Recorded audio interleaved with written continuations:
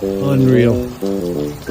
Worst storm in the last 5 years, and you left your windows open. And it got a little too cold.